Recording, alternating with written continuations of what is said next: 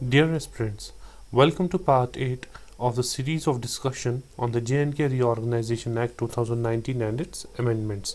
Before starting our today's session, here is a brief description of our YouTube channel. You can subscribe to our channel on the link given on your screen here, or if you want written notes for all the online videos that we have uploaded so far, you can contact us on the number given on your screen here. Okay so let's start our today's session. तो आज का जो हमारा session है वो start होता है section 82 of J&K reorganisation act से। तो सेक्शन 82 हमें बताता क्या है? It deals with the reports relating to the accounts of Jammu and Kashmir state. तो यहाँ पे यूटी की बात नहीं हो रही है, यहाँ पे स्टेट की बात हो रही है। जब J&K हमारा स्टेट था उस टाइम पे कुछ रिपोर्ट्स जो हैं जम्मू एंड कश्मीर स्टेट के अकाउंट्स से रिलेटेड, तो उन रिपोर्ट्स का क्या होगा, उन रिपोर्ट्स को किस तरह से प्रोसेस किया जाएगा, तो इन रिपोर्ट्स की वैलिडिटी क्या रहेगी, वो इस सेक्शन में डिफाइन किया गया है। सबसे पहले हम देखेंगे यहाँ पे किन रिपोर्ट्स की बात हो रही है। यहाँ पे जिन रिपोर्ट्स की बात हो रही है वो है रिपोर्ट्स ऑफ द CAG।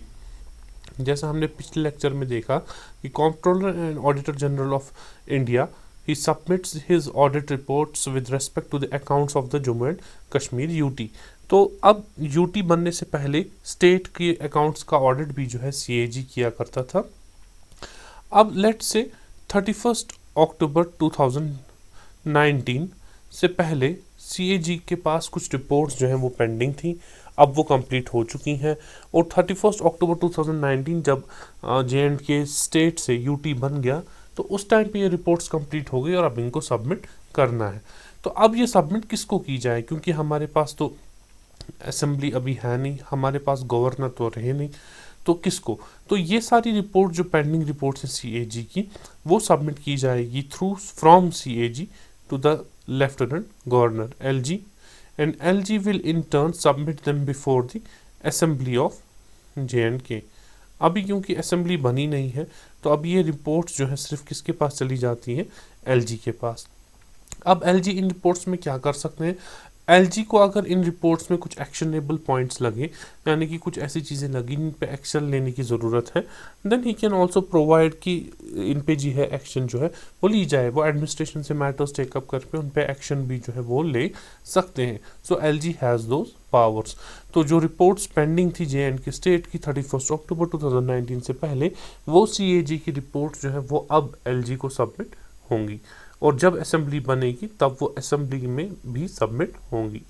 इसी तरह से सेक्शन 83 जो है it deals with the distribution of revenue. देखिए हमारा J&K स्टेट जो है वो 2 यूटीज़ में डिवाइड हो गया, जम्मू एंड कश्मीर एंड लद्दाख। तो पहले क्या था, जितना भी रेवेन्यू J&K स्टेट को आता था वो हर रीजन को चला जाता था थ्रू द स्टेट असेंबली, तो वहाँ पे ही उसका डिस्ट्रीब्यूशन होता था। बट अब जो है डिस्ट्रीब्यूशन जो है उसका पैटर्न जो है वो डिफरेंट है। रेवेन्यू के जो है डिफरेंट सोर्सेज हैं। एक सोर्स रेवेन्यू का जो है वो है recommendations of the finance commission. हमें पता ही है कि फाइनेंस कमीशन जो है ये एक कॉन्स्टिट्यूशनल बॉडी है जो हर 5 साल के बाद प्रेसिडेंट जिसको सेटअप करते हैं, जो हमें बताते हैं कि किस तरह से रेवेन्यू जो है वो डिस्ट्रीब्यूट होना चाहिए between central and the state governments and between the state governments. तो अब जो फाइनेंस कमीशन ने रेवेन्यू डिस्ट्रीब्यूशन का प्रोसेस बताया था between government of India and J&K state, अब क्योंकि स्टेट रहा नहीं तो ये डिस्ट्रीब्यूशन ऑफ रेवेन्यू जो है ये कैसे होगा? अब क्योंकि इस स्टेट के जो है 2 यूटीज़ आ गई, J&K एंड लद्दाख। तो फाइनेंस कमीशन ने जो गवर्नमेंट ऑफ इंडिया के बीच में रेवेन्यू डिस्ट्रीब्यूट किया था between government of India and J&K state, उसको अब डिस्ट्रीब्यूट किया जाएगा between UT of J&K and Ladakh. तो वो किस बेसिस पे फ़िलहाल के लिए डिस्ट्रीब्यूट होगा? वो डिस्ट्रीब्यूट होगा on the basis of the population ratio, यानी कि इन 2 यूटीज़ के बीच में पॉपुलेशन रेशियो क्या है उसी हिसाब से जो है वो रिसोर्सेज भी जो है वो डिस्ट्रीब्यूट होंगे। और पॉपुलेशन के अलावा जो है कुछ और कंडीशंस भी जो है वो कंसिडर की जाएगी बाय द सेंट्रल गवर्नमेंट। तो सेंट्रल गवर्नमेंट ही जो है इस रेवेन्यू को जो है डिस्ट्रीब्यूट करेंगे बिटवीन J&K एंड लद्दाख, जिसमें पॉपुलेशन एक क्राइटेरिया है। अब उसके बाद फॉर एग्जांपल ये जब एक्ट बना था उस टाइम पे जो कमीशन फाइनेंस कमीशन बना था वो था 14th फाइनेंस कमीशन। अब इसके बाद जितने भी फाइनेंस कमीशन सेटअप होंगे हर 5 साल के बाद, तो उसमें JNK यूटी और लद्दाख यूटी के लिए जो है अलग अलग रेफरेंसेस दी जाएंगी, यानी कि इनको सेपरेट कंसिडर किया जाएगा। तो यहाँ पे इनको पहले की तरह एक ही जगह स्टेट के अंडर जो है वो कंबाइन नहीं किया जाएगा। अब ये सेपरेट ड्यूटीज़ हैं, सेपरेट पॉलिटिकल एंटिटीज़ हैं, तो इनके लिए जो है सेपरेट प्रोविजंस जो है वो रखे जाएंगे। बट इस सेक्शन के अंडर जो है लद्दाख के लिए एक स्पेशल प्रोविज़न रखा गया है, यानी कि सेंट्रल गवर्नमेंट जो है वो लद्दाख के बैकवर्ड एरियाज़ के डेवलपमेंट के लिए स्पेशल पैकेजेस जो है वो प्रोवाइड कर सकती है। कौन? Central government. Special package for backward areas of Ladakh. तो ये JNK यूटी के लिए नहीं है, ये प्रोविजन जो है सिर्फ लद्दाख के लिए रखा गया है under section 83 of the JNK reorganisation act. इसी तरह से अगर हम सेक्शन 84 की बात करें, अब सेक्शन 84 जो है ये एक्चुअली हमें बताता है about the asset and liabilities of the JNK state. तो ये दो चीज़ों के साथ डील करता है, एक तो एसेट्स और दूसरा लायबिलिटीज। एसेट्स और लायबिलिटीज का मतलब क्या है? फॉर एग्जांपल जब JNK हमारा स्टेट था तो इनकी अपनी कोई JNK की बिल्डिंग थी, ठीक है, कोई अपनी लैंड थी जो JNK गवर्नमेंट के नाम पे थी, या कोई और एसेट था। इसी तरह से कुछ लायबिलिटी थी, फॉर एग्जांपल कुछ लोन्स थे जो JNK गवर्नमेंट के नाम पे थे। तो अब जो है दो हिस्से हो गए, लद्दाख अलग JNK अलग। तो ये एसेट्स जो है ये किन के नाम पे चले जाएंगे और ये लोन्स की लायबिलिटी जो है ये किन के नाम पे चली जाएगी। तो ये सेक्शन जो है ये हमें इसी के बारे में बताता है। तो ये सेक्शन हमें बताता है कि ये एसेट्स और लायबिलिटीज़ जो हैं ये डिवाइड हो जाएंगे between the union territory of Jammu and Kashmir and the union territory of Ladakh. अब ये डिवाइड जो है किस बेसिस पे होंगे? They will be divided on the basis of A committee constituted by the central government. Central government ने एक कमिटी कॉन्स्टिट्यूट करनी है जो रिकमेंडेशंस देगी कि किस तरह से इन एसेट्स और लायबिलिटीज़ को जो है हम डिवाइड कर सकते हैं बिटवीन द यूटीज़। और इस कमिटी को सेट और ये सॉरी कमिटी नहीं बल्कि इस पूरे प्रोसेस को, इस एसेट्स और लायबिलिटीज़ को डिवाइड करने के पूरे प्रोसेस को जो है कवर करना है विद इन 12 मंथ्स। 12 मंथ्स कहाँ से? फ्रॉम 31 अक्टूबर 2019, क्योंकि आज 2024 चल रहा है, सो ये प्रोसेस ऑलरेडी कंप्लीट हो चुका है। बट इस एक्ट में जो प्रोविज़न रखा गया है अंडर सेक्शन 84 वो ये है कि जो डिवीजन होगा ऑफ एसेट्स एंड लायबिलिटीज एक कमेटी के बेसिस पे होगा। ये प्रेसिडेंट नहीं करेंगे, ये LGs नहीं करेंगे, बल्कि कौन करेगा? सेंट्रल गवर्नमेंट डायरेक्टली इस चीज़ को करेंगी। इसी तरह से काफ़ी सारे इश्यूज़ हैं जो ड्यूटीज़ बनने के बाद अराइज हुए। फॉर एग्जांपल वाटर सप्लाई से रिलेटेड, या फिर इलेक्ट्रिसिटी जनरेशन,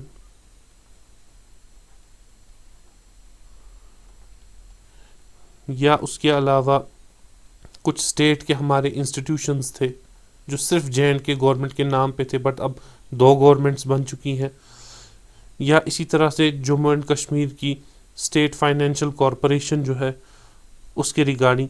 तो इन सब चीज़ों के रिगार्डिंग, यानी कि वाटर सप्लाई जो है उसके साथ कैसे डील किया जाए, अब 2 यूनियन टेरिटरीज़ हैं, या इलेक्ट्रिसिटी जनरेशन, पहले पावर प्लांट्स जो हैं वो JNK स्टेट के नाम पे थे, अब यूटीज़ हैं, तो कैसे उनको डिवाइड किया जाए, या फिर हमारे जो स्टेट के डिफरेंट इंस्टीट्यूशंस हैं उन इंस्टीट्यूशंस को किस तरह से किस यूटी को दिया जाए।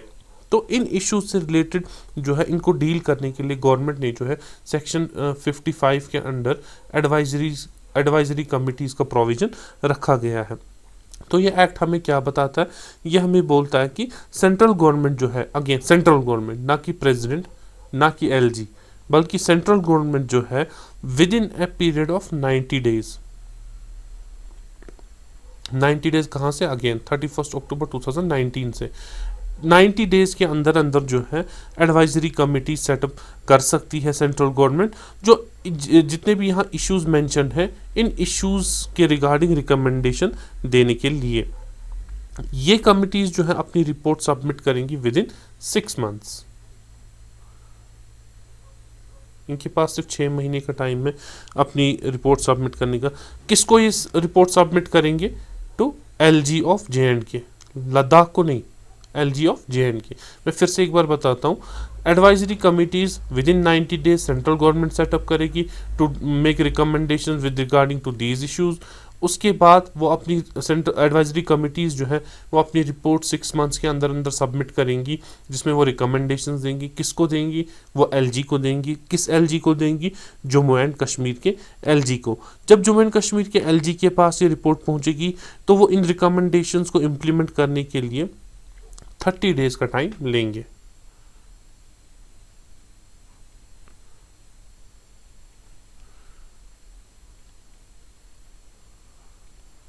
तो इसमें डिफरेंट टाइमलाइंस मेंशन है, 90 डेज, 6 मंथ्स एंड 30 डेज। तो सबसे कम टाइम लास्ट पे जो है वो LG को दिया गया है। He has 30 days to act on the recommendations of these committees. Section 86 जो है ये डील करता है with the continuance of certain existing road transport permits, यानी कि कुछ जो ऑलरेडी रोड ट्रांसपोर्ट परमिट्स जो है जो JNK स्टेट गवर्नमेंट ने दिए हुए थे, तो ये हमें बताता है कि उन रोड ट्रांसपोर्ट परमिट्स का होगा क्या वो वैलिड रहेंगे, नहीं रहेंगे, क्या फिर से अप्लाई करना है लोगों को, तो क्या करना पड़ेगा। तो सेक्शन 86 हमें बताता है कि जितने भी रोड परमिट्स स्टेट गवर्नमेंट ने ऑलरेडी दिए हुए थे, स्टेट गवर्नमेंट ऑफ JNK जो ने ऑलरेडी दिए हुए थे, वो वैलिड हैं, उनको रिन्यू कराने की कोई ज़रूरत नहीं है। अगर उनकी वैलिडिटी 6 मंथ्स की थी तो वो बराबर 6 मंथ्स के लिए वैलिड रहेंगे। जस्ट बिकॉज UT क्रिएट हुई है तो उनको नए से हमें रिन्यू करने की ज़रूरत नहीं है। तो जैसे वो उस टाइम पे इशू किए गए थे उनको UT बनने के बाद भी वैलिड जो है वो करार दिया जाएगा। हाउएवर जो LG हैं वो उन कंडीशंस को वैरी कर सकते हैं जो इन परमिट्स को देने के टाइम पे रखी गई थी।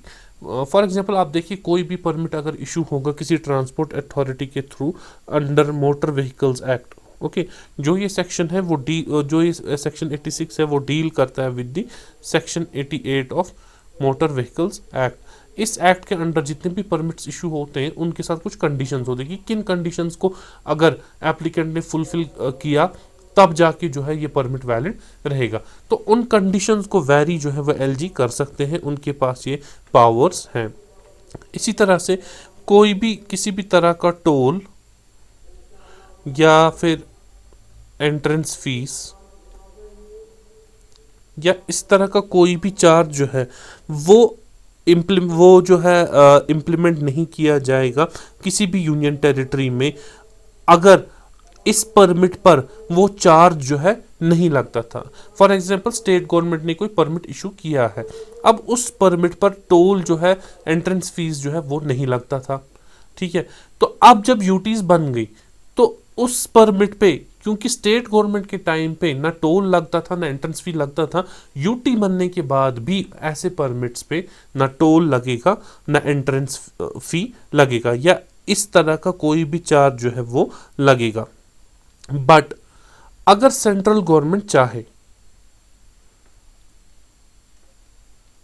ठीक है, यहां पे इंपॉर्टेंट है सेंट्रल गवर्नमेंट, तो सेंट्रल गवर्नमेंट अगर चाहे तो वो after the consultation with the government of union territory of Jammu and Kashmir और the administration of union territory of Ladakh वो टोल, एंट्रेंस फीस या अदर चार्जेस जो है लेवी कर सकते हैं। बट इन जनरल जो है ये एग्जेम्प्ट रहेंगे, बट जहां पे सेंट्रल गवर्नमेंट को लगेगा वहां पे ये इम्प्लीमेंट जो है हो सकते हैं।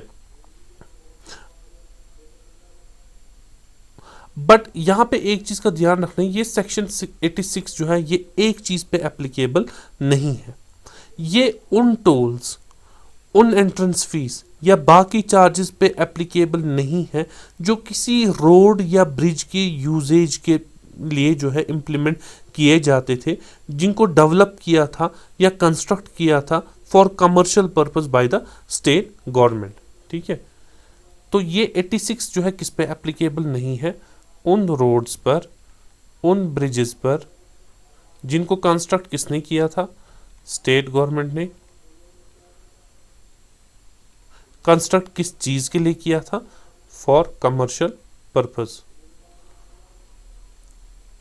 तो इन रोड्स एंड ब्रिजेस पर जो टोल्स हैं, एंट्रेंस फीस हैं, वो एज सच अप्लाई होते रहेंगे, उन पे अप्लाई होंगे, उन पे कोई एग्जेम्पशन नहीं है।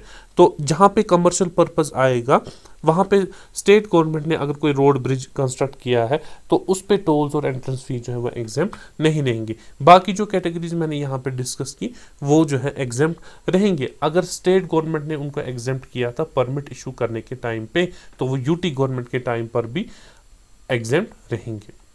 इसी तरह से हमारा सेक्शन 87 जो है वो डील करता है with the income tax.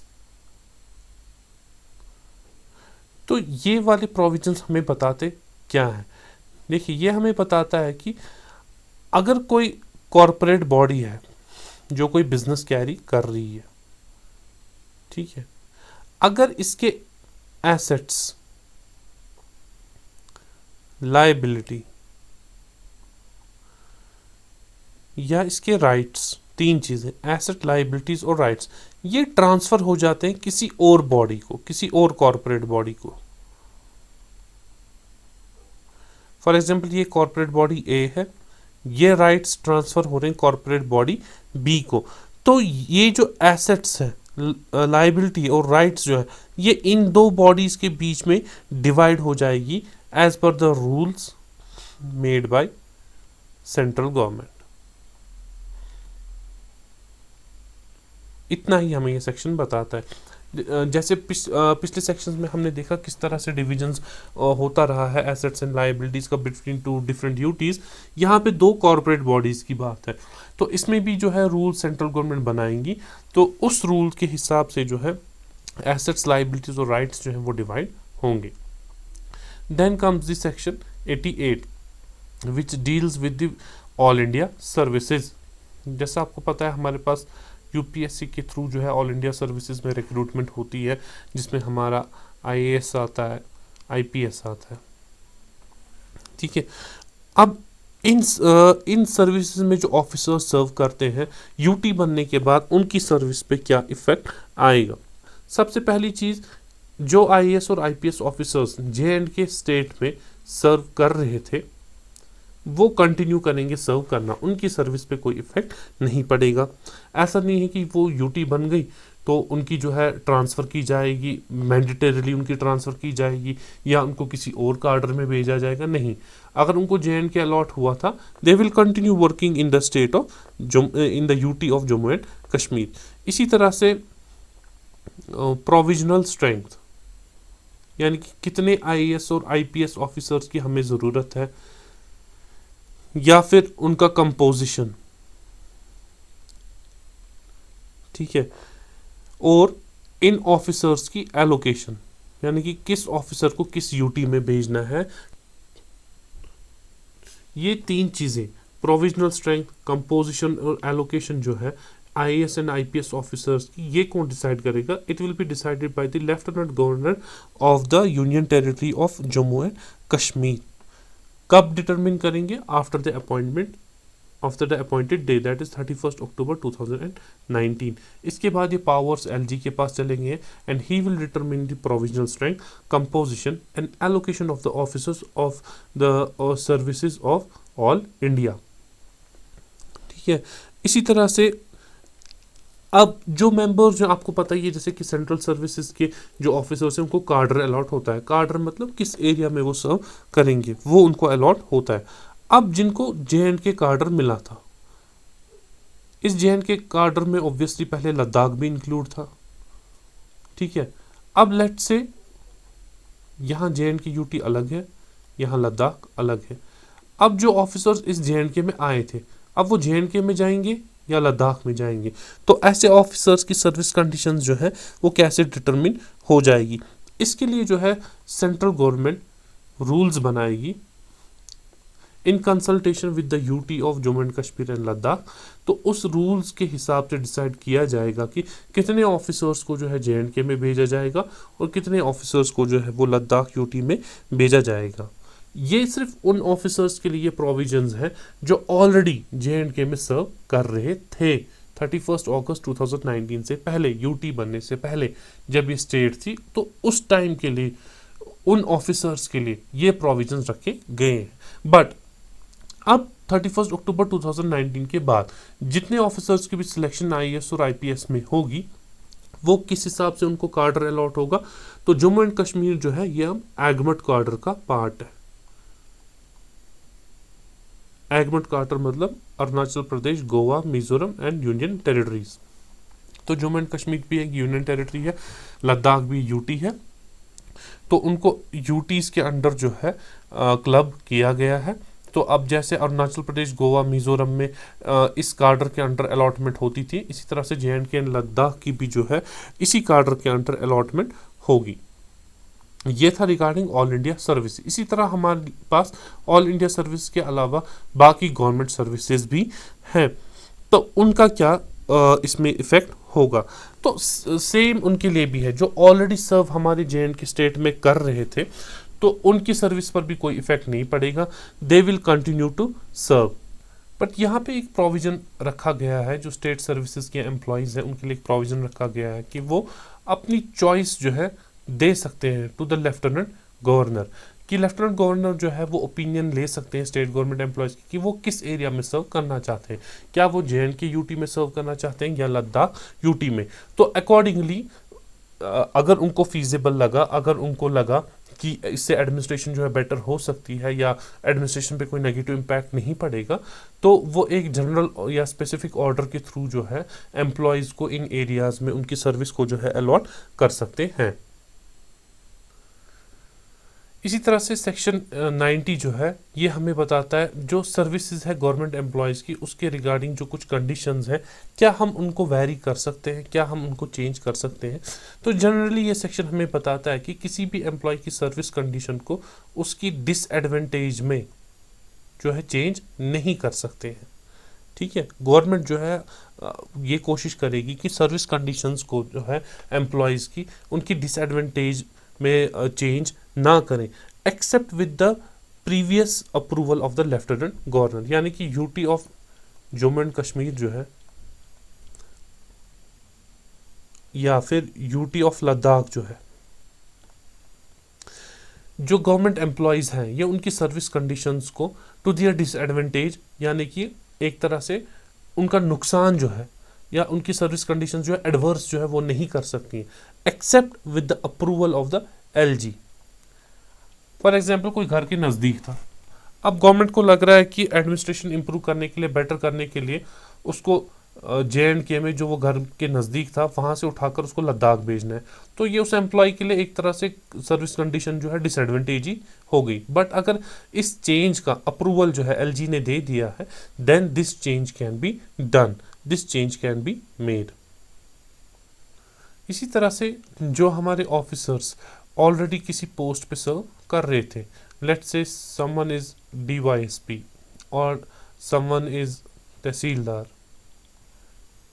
Okay, या कोई असिस्टेंट डायरेक्टर है टूरिज्म में, तो जहाँ पे जिन पोस्ट पे वो काम कर रहे थे, चाहे लद्दाख में काम कर रहे थे या JNK में काम कर रहे थे, they will continue to work like that. उनके इन पोस्ट्स में, उनकी इन डेजिग्नेशंस में कोई चेंज नहीं आएगी। अगर वो 31 अगस्त 2019 से पहले DSP थे, then he will also continue to be DSP after that. But इसका मतलब ये नहीं है कि गवर्नमेंट जो है उनकी सर्विस को रेगुलेट करने के लिए या उनके रिगार्डिंग कोई ऑर्डर पास करने पे उन कोई बैन है गवर्नमेंट को, ऐसा कुछ नहीं है।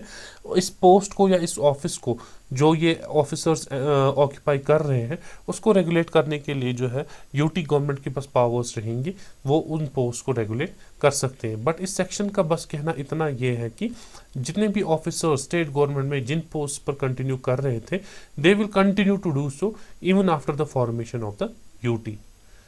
इसी तरह से वी हैव सेक्शन 92 जो हमें बताता है कि जो पब्लिक सेक्टर अंडरटेकिंग्स हैं उनके एम्प्लॉयज़ का यूटी बनने के बाद क्या सर्विस कंडीशंस रहेंगी। पब्लिक सेक्टर अंडरटेकिंग्स हैं, जैसे हमारे पास गवर्नमेंट जो है वो सेटअप करती हैं कुछ कॉरपोरेशंस।